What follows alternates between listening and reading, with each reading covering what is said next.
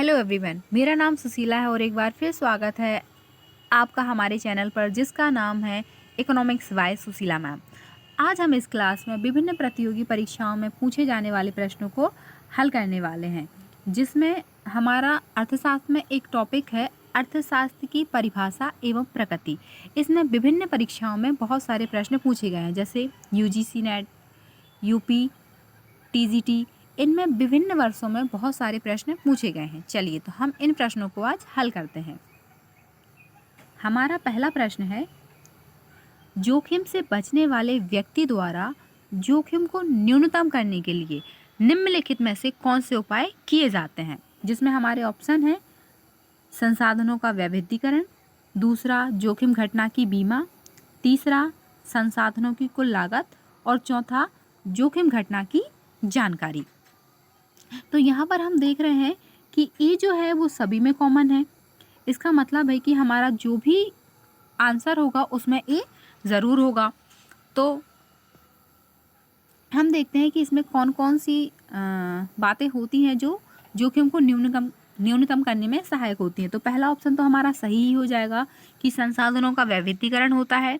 दूसरा ऑप्शन है हमारा जोखिम घटना की बीमा, तो ये ऑप्शन भी हमारा सही हो जाएगा। तीसरा ऑप्शन है हमारा संसाधनों की कुल लागत, तो ये नहीं होता है जोखिम को न्यूनतम करने के लिए। चौथा ऑप्शन है हमारा जोखिम घटना की जानकारी का मूल्य, तो ये आंसर भी हमारा कैसा है, सही हो जाएगा। तो यहाँ पे हमारे सामने तीन ऑप्शन निकल के आते हैं, ए, बी और डी। तो यहाँ पे ये तीनों चीज़ें हमें किस में दी हैं, ऑप्शन नंबर बी में। हमारे तीन चीज़ सही हो जाएंगी, संसाधनों का वैविध्यीकरण, जोखिम घटना की बीमा और तीसरा हो जाएगा हमारा जोखिम घटना की जानकारी का मूल्य। तो यहाँ पर ऑप्शन नंबर बी हमारा सही हो जाएगा। ये प्रश्न जो है एनटीए ने यूजीसी नेट में दिसंबर 2020 जून के एग्जाम में पूछा था। हमारा अगला प्रश्न है, किसने कहा था इच्छाओं से मुक्ति पाना ही आर्थिक समस्या है।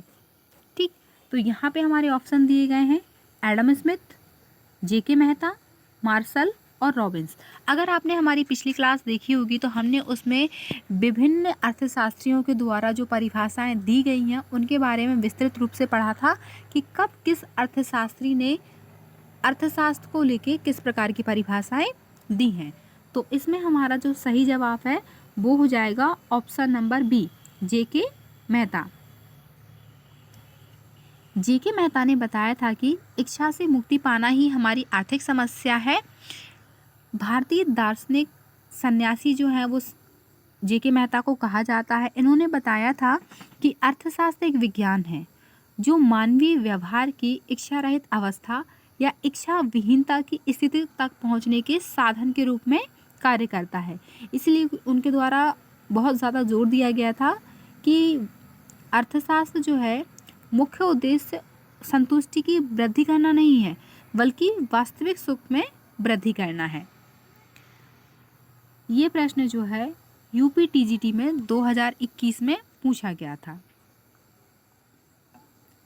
हमारा तीसरा प्रश्न है, विभिन्न महत्व वाले लक्ष्यों की पूर्ति करने के लिए साधनों की दुर्लभता मानव आचरण की एक सर्वव्यापी समस्या है। यह कथन किसने दिया था। हमारे ऑप्शन है जीएम किंग्स, रॉबिन्स, मार्शल, रिकार्डो।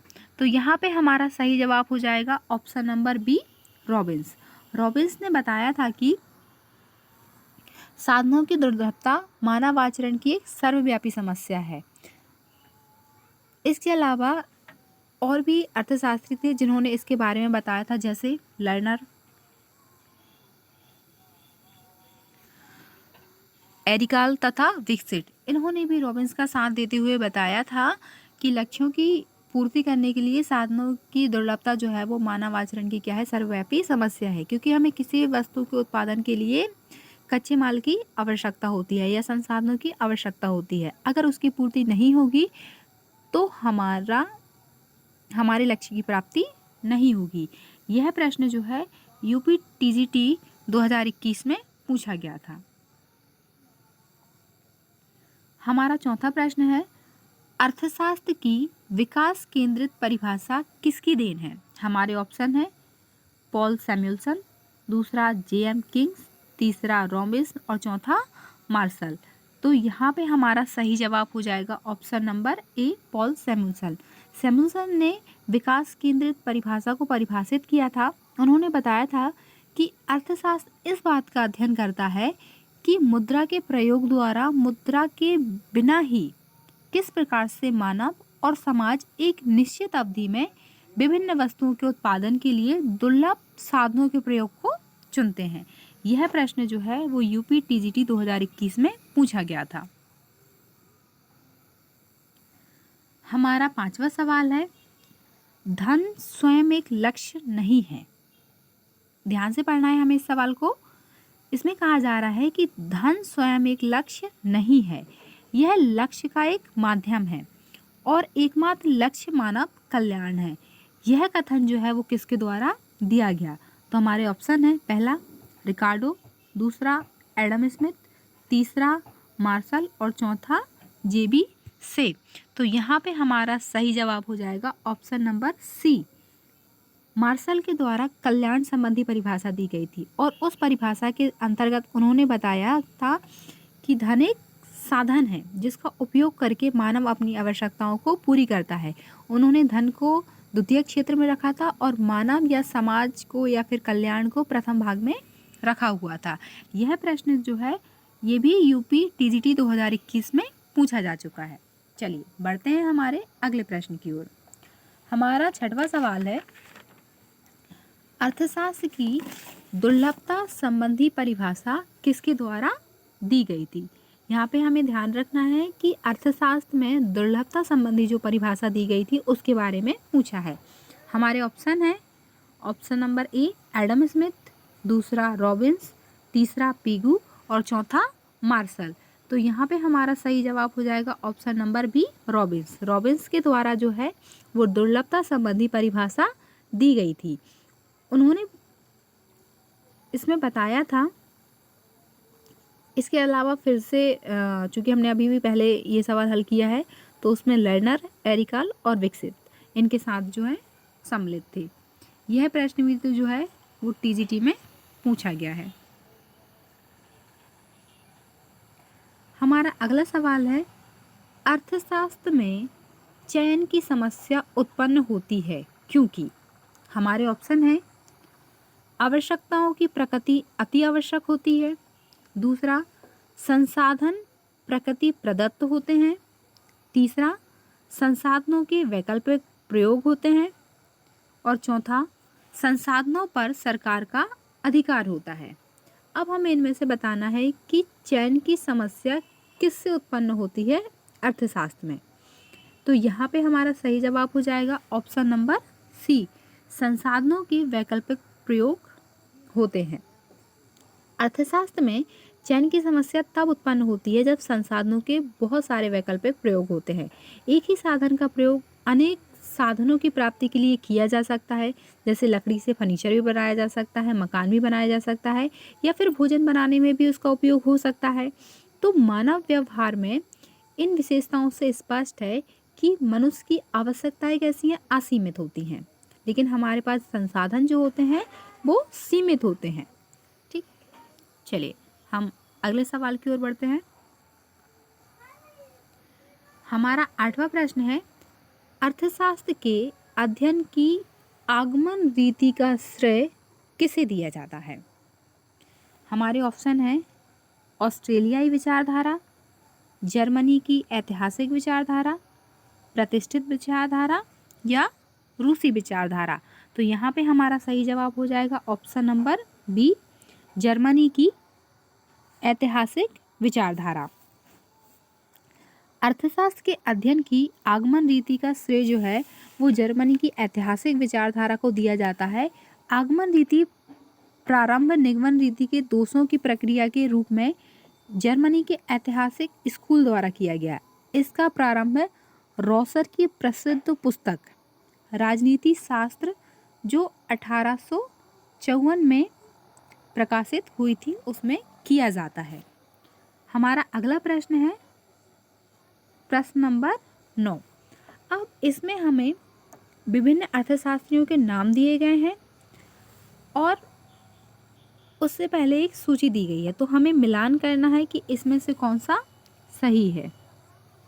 चलिए हम देखते हैं कि हमारे ऑप्शन क्या क्या हैं। आर्थिक विज्ञान की प्रकृति एवं महत्व पर एक निबंध। दूसरा है राष्ट्रों की संपत्ति की प्रकृति एवं कारणों की खोज। तीसरा है अर्थशास्त्र के सिद्धांत और चौथा है अर्थशास्त्र। अब हमें बताना है कि इस पहली सूची से हम दूसरी सूची को कैसे मिलान करेंगे। तो सबसे पहले हमें ये देखना चाहिए कि इसमें सबसे सरल कौन सा है। तो हमने पिछली वीडियो में पढ़ा हुआ था कि राष्ट्रों की संपत्ति प्रकृति एवं कारणों की खोज जो है वो किसके द्वारा की गई थी, वो एडम स्मिथ के द्वारा की गई थी। तो इस ऑप्शन में हमारा पहला आंसर यहीं पे हमको मिल जाता है कि एडम स्मिथ के द्वारा जो है वो इसकी खोज की गई थी। तो अब हम देखते हैं कि एडम स्मिथ कहाँ पे हैं, 3 नंबर पे हैं। तो दूसरे का तीसरा, तो दूसरे का तीसरा ऑप्शन जो है वो 2 ऑप्शन में दिया गया है, पहला और दूसरा और तीसरा में। अगला हम देखते हैं कि और हमारा क्या सरल हो सकता है। अर्थशास्त्र के सिद्धांत। अर्थशास्त्र के सिद्धांत जो हैं वो मार्शल के द्वारा दिए गए थे। तो यहाँ पे हम देखते हैं कि तीसरे का चौथा किसमें है। तो तीसरे का चौथा जो है वो हमारे ऑप्शन नंबर सी में है। तो यहाँ पे हमें अन्य विकल्पों को देखने की आवश्यकता नहीं है, सीधा हमारा जो इस सवाल का जवाब है वो ऑप्शन नंबर 3 हो जाएगा। चलिए एक बार हम अच्छे से जान लेते हैं। आर्थिक विज्ञान की प्रकृति एवं महत्व पर एक निबंध जो है वो किसने दिया था। तो यहाँ पे 1 नंबर आ जाएगा रॉबिन्स। दूसरा है हमारा राष्ट्रों की संपत्ति की प्रकृति एवं कारणों की खोज किसके द्वारा की गई थी, तो हमारे एडम स्मिथ के द्वारा की गई थी। तीसरा है अर्थशास्त्र के सिद्धांत किसने दिए थे, मार्शल ने दिए थे।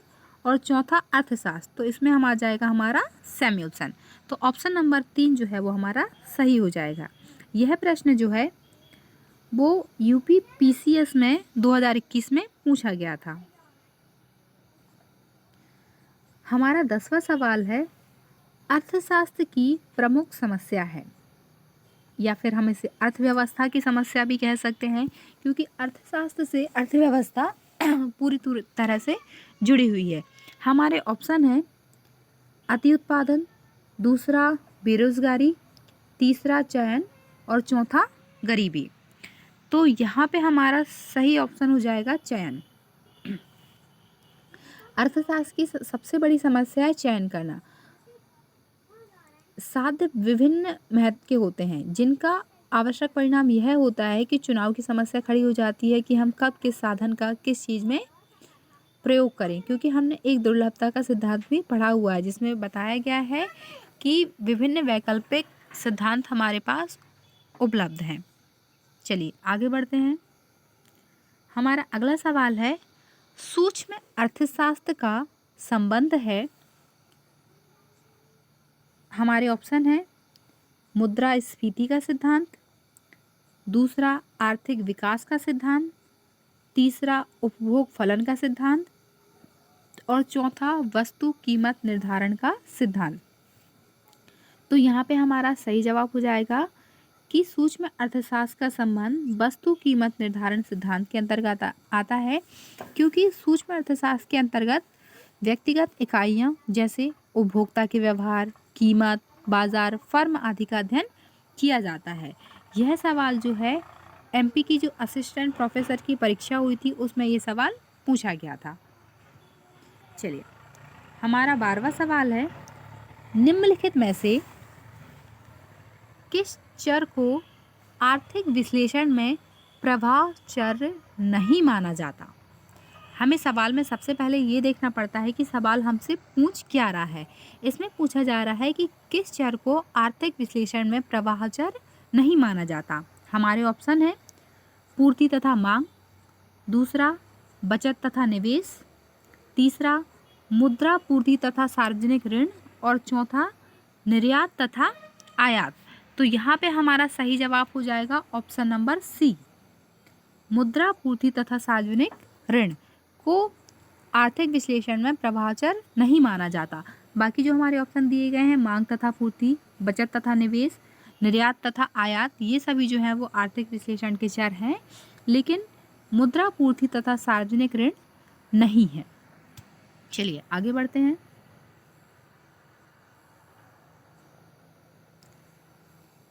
हमारा 13वां सवाल है, मिश्रित अर्थव्यवस्था की मुख्य विशेषता है।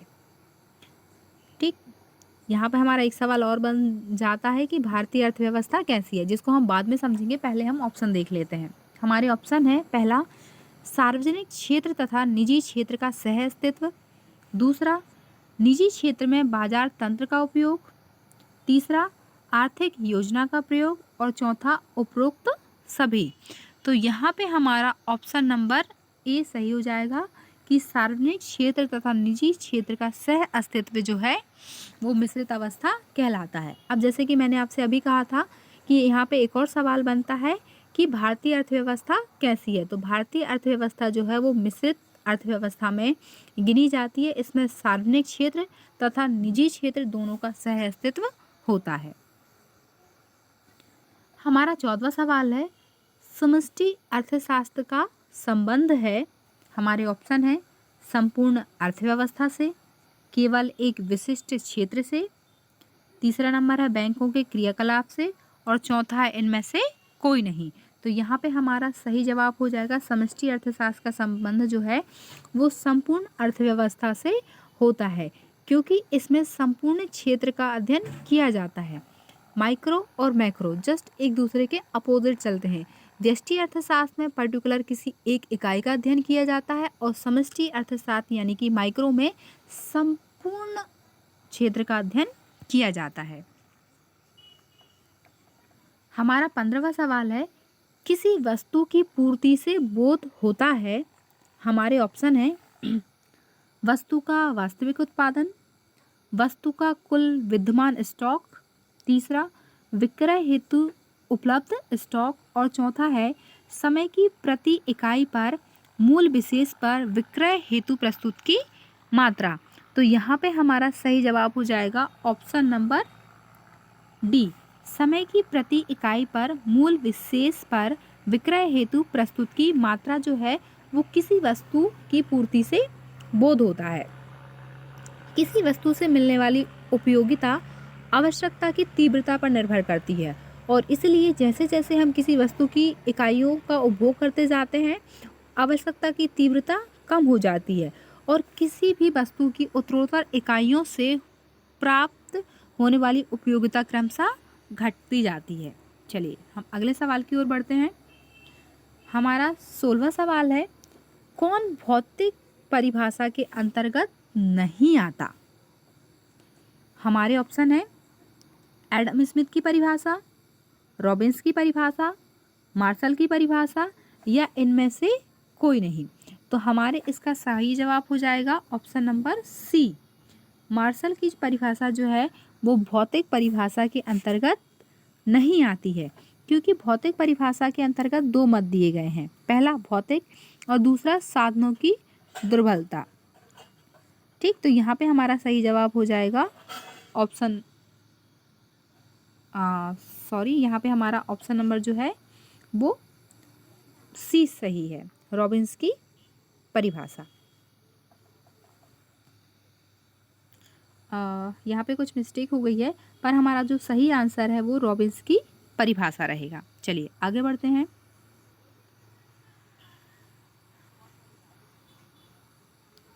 हमारा 17वां सवाल है, पूंजीवाद में इसका अभाव पाया जाता है। हमें ये बताना है कि जो पूंजीवादी अर्थव्यवस्था होती है उसमें किस चीज़ का अभाव पाया जाता है। तो हमारे ऑप्शन है, पहला सरकारी नियंत्रण, दूसरा गैर सरकारी स्वामित्व, तीसरा उत्तराधिकार का अधिकार, और चौथा उपरोक्त सभी। तो यहाँ पे हमारा सही जवाब हो जाएगा, पूंजीवाद में जो है वो सरकारी नियंत्रण नहीं होता है, क्योंकि वहाँ पे पूंजीपतियों का नियंत्रण होता है। चलिए आगे बढ़ते हैं। हमारा 18वां सवाल है, समाजवादी समाज में होता है। यहाँ पे हमें बताना है कि जो समाजवादी अर्थव्यवस्था होती है वो किस प्रकार की होती है। हमारा पहला ऑप्शन है कीमत तंत्र, दूसरा योजना, तीसरा समिति सरकारी नियंत्रण और चौथा उपरोक्त सभी। तो यहाँ पे हमारा सही जवाब हो जाएगा ऑप्शन नंबर बी। समाजवादी समाज में जो है वो पर्टिकुलर एक योजना के तहत जो काम किया जाता है। भारत में समाजवाद का जो उदय है वो प्रमुख रूप से अगर हम देखें तो 1956 की औद्योगिक नीति से जो है वो माना जाता है। चलिए आगे बढ़ते हैं। अब आते हैं हमारे 19वें प्रश्न पर। निम्नलिखित में से किसे अर्थव्यवस्था में धन माना जाता है? हमारे ऑप्शन हैं सूर्य की किरणें, दूसरा माँ का मातृत्व, तीसरा एक पेड़ की छाया और चौथा ऑप्शन है हमारा आभूषण। तो यहाँ पे हमारा सही जवाब हो जाएगा आभूषण, क्योंकि बाकी सारी जो चीज़ें दी गई हुई हैं ये हमें फ्री ऑफ कॉस्ट मिलती हैं, मतलब बिना किसी धन के दिए ये सारी चीज़ें हमें मिलती हैं। लेकिन जो आभूषण है वो अर्थव्यवस्था में धन माना जाता है, ठीक, जिसे आप मुद्रा देकर ही ले सकते हैं। हमारा 20वां सवाल है, एक सिद्धांत है। यहाँ पे विभिन्न विकल्प दिए गए हैं जिसमें से हमें बताना है कि इनमें से सिद्धांत कौन सा है। एक मान्यता, एक यदि तब प्रतिस्थापना, एक परिकल्पना और चौथा है एक प्रामाणिक परिकल्पना। तो यहाँ पे हमारा सही जवाब हो जाएगा एक प्रामाणिक परिकल्पना। विभिन्न निर्मित परिकल्पनाओं में से उस परिकल्पना को अधिमान देना चाहिए जो भविष्यवाणी करने योग्य हो कि क्या होने वाला है, जिससे यह निष्कर्ष निकल सके कि पूर्व में क्या हो चुका है। यह प्रश्न जो है वो यूपी टीजीटी 2003 में पूछा गया था और यूपी पीसीएस में भी 1997 में पूछा गया था। हमारा अगला सवाल है, बंद अर्थव्यवस्था वह है जहां हमारे ऑप्शन है सिर्फ निर्यात होता है, दूसरा मुद्रा पूर्ति पूर्णता नियंत्रित है, तीसरा हीनात प्रबंधन हो रहा हो और चौथा ना ही निर्यात है और ना ही आयात हो रहा है। तो यहाँ पे हमारा ऑप्शन नंबर डी सही हो जाएगा कि बंद अर्थव्यवस्था किसे कहते हैं? एक ऐसी अर्थव्यवस्था जो आत्मनिर्भर होती है, जिसमें ना आयात होता है और ना ही निर्यात होता है, उसे हम बंद अर्थव्यवस्था कहते हैं। यह अर्थव्यवस्था खुली अर्थव्यवस्था के जस्ट विपरीत होती है, क्योंकि खुली अर्थव्यवस्था में क्या होता है, आप अन्य राज्य से, देश से निर्यात भी कर सकते हैं और आयात भी कर सकते हैं। तो यहाँ पे हालांकि सबसे सही अर्थव्यवस्था हमारे लिए जो है वो खुली अर्थव्यवस्था होती है, जिसमें व्यवसाय आप अन्यत्र भी कर सकते हैं। हमारा 22वां सवाल है,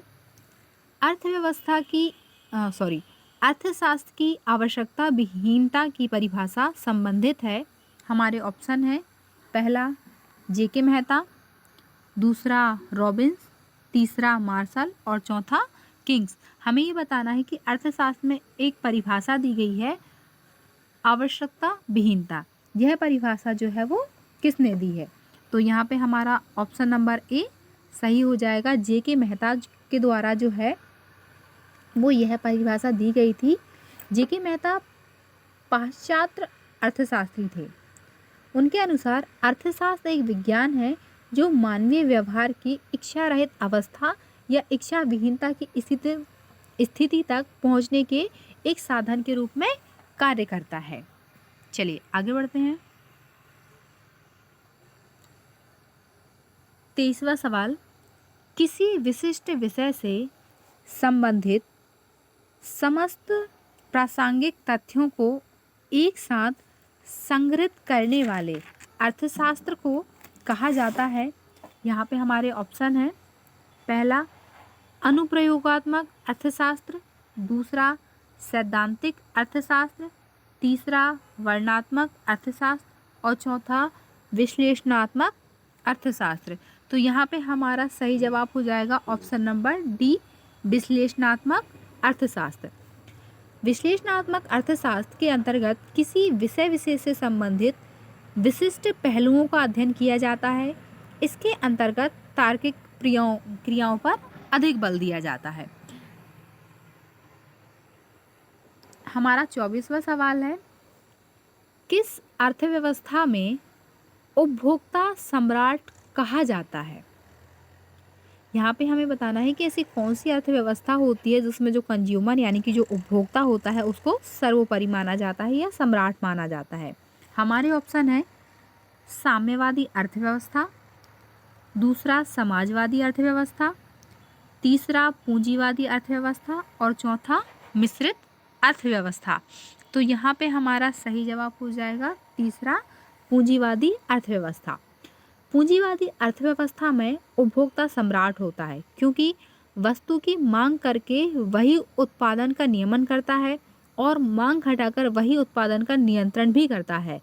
उपयोगिता के कारण या प्रतियोगिता के कारण उपभोक्ता को सस्ती, सुंदर और पर्याप्त वस्तुएं उपभोग हेतु पूंजीवाद में उपलब्ध होती हैं। तो यहाँ पे हमारा सही जवाब क्या हो जाएगा? पूंजीवादी अर्थव्यवस्था में जो है उपभोक्ता सम्राट होता है। चलिए आगे बढ़ते हैं। हमारा 25वां सवाल है, पैसे की कमी जनता के लिए उतनी भयानक नहीं है जितनी कार्य की कमी है। यह कथन किसका है? हमारे ऑप्शन है सरदार पटेल, जवाहरलाल नेहरू, तीसरा महात्मा गांधी और चौथा विनोबा भावे। तो यहाँ पे हमारा सही जवाब हो जाएगा option number C, Mahatma Gandhi. Mahatma Gandhi ने 7 डेडली सिंस से वेल्थ विदाउट वर्क में दिया, जिसका अर्थ है कि कुछ करे बिना संपत्ति बनाना चाहते हैं, इसके लिए वह वस्तुओं और व्यक्तियों को अपने मतलब के लिए जोड़ तोड़ करते हैं। आज बिना मेहनत की संपत्ति बनाना व्यवसाय हो गया है। सरकार की विभिन्न योजनाएं का लाभ उठाने के लिए वह कर को चुराते हैं, अपने वित्तीय बोझ का कम कर देते हैं, जबकि ऐसा नहीं होना चाहिए। अगर मेहनत करने के बाद आपको मजदूरी मिलती है और फिर आप उसका व्यय करते हैं तो वो ज़्यादा आवश्यक होता है किसके मुकाबले जो हमें फ्री में पैसा मिलता है। चलिए हम अगले प्रश्न की ओर बढ़ते हैं। हमारा 26वां प्रश्न है, प्रथम बार किस अर्थशास्त्री ने व्यष्टि एवं समष्टि अर्थशास्त्र जैसे शब्दों का प्रयोग किया था? तो ये हमारे ऑप्शन है मिल्टन फ्रीडमैन, रैगनर फिश है, तीसरा J.M. किंग्स और चौथा A.C. पीगू। तो यहाँ पे हमारा सही जवाब हो जाएगा option number B, Ragnar Frisch जो है इन्होंने समष्टि और व्यष्टि अर्थशास्त्र का सर्वप्रथम प्रयोग किया था।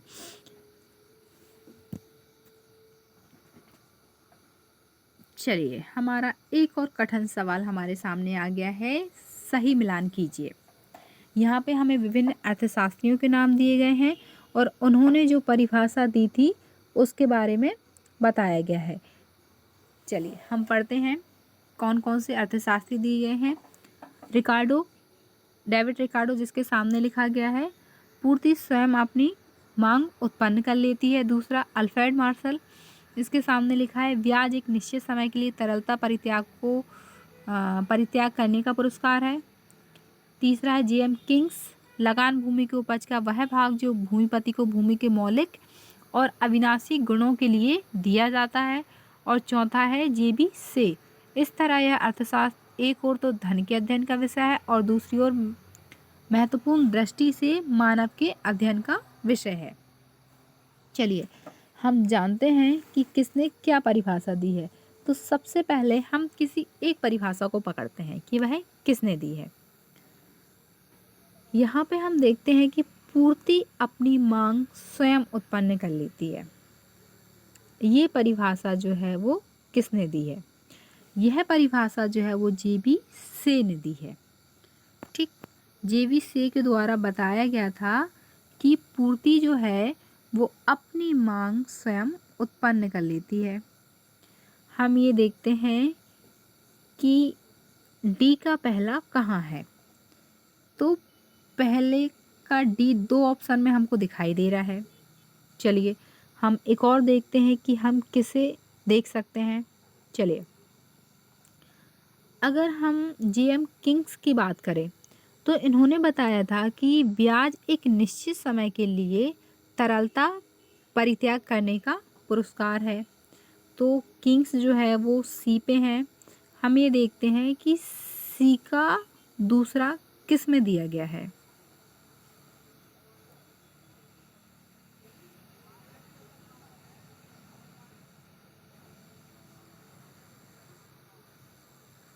एक मिनट थोड़ा सा वेट करिएगा, ऑप्शन में शायद कुछ कन्फ्यूज़न दिया गया है। चलिए हम ऐसे ही इसको देख लेते हैं। पहला तो हमारा एक सही हो गया कि पूर्ति स्वयं अपनी मांग उत्पन्न कर लेती है, ये हमारा डी में जाएगा। फिर बात आती है अल्फ्रेड मार्शल। तो इन्होंने बताया था कि इस तरह यह एक अर्थशास्त्र एक ओर तो धन के अध्ययन का विषय है और दूसरी ओर अधिक महत्वपूर्ण दृष्टि का विषय है। तो यहाँ पे हमारा क्या सही हो जाएगा, मार्शल का बी, यहाँ पे बी नंबर आ जाएगा हमारा। फिर है डेविड रिकॉर्डो। इनके द्वारा क्या कहा गया था कि लगान भूमि की उपज का वह भाग है जो भूमिपति को भूमि के मौलिक अविनाश गुणों के लिए दिया जाता है। तो ये हो जाएगा हमारा ए। अब बचा है हमारा केवल एक ही, ठीक। तो लास्ट क्या है हमारा, अल्फ्रेड मार्शल हो गया हमारा, जेबी से हो गया।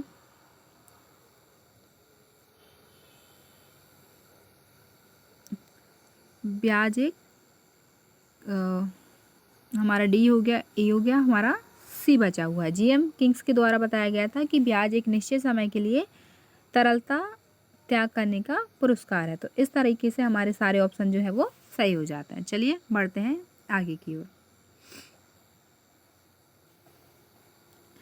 आर्थिक सिद्धांत में सेटेरिस पेरिवस शब्द का प्रयोग सूचित करता है, पहला मांग व पूर्ति समान है, दूसरा अन्य बातें समान हैं, तीसरा पूर्ण रोजगार की दशा पाई जाती है और चौथा लागत और आगम स्थिर हैं।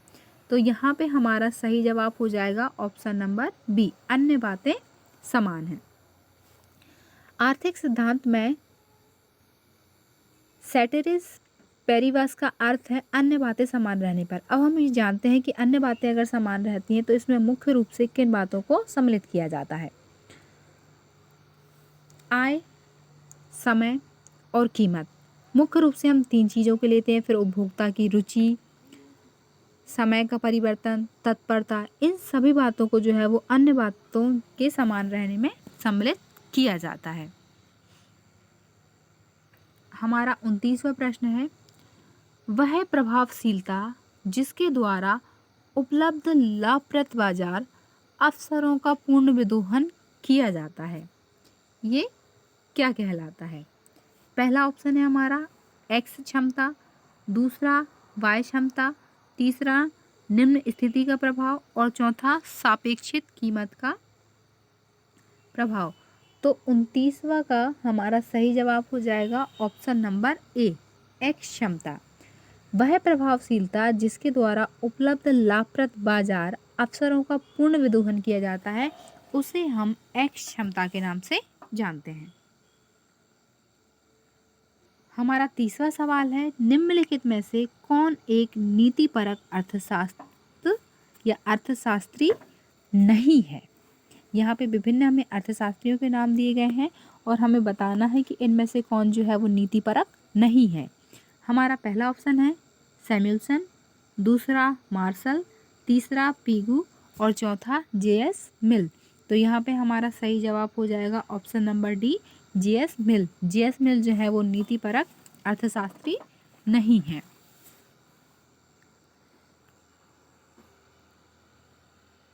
हमारा 31वां सवाल है, निम्नलिखित वक्रों में से सामान्यतः यू आकार के होते हैं।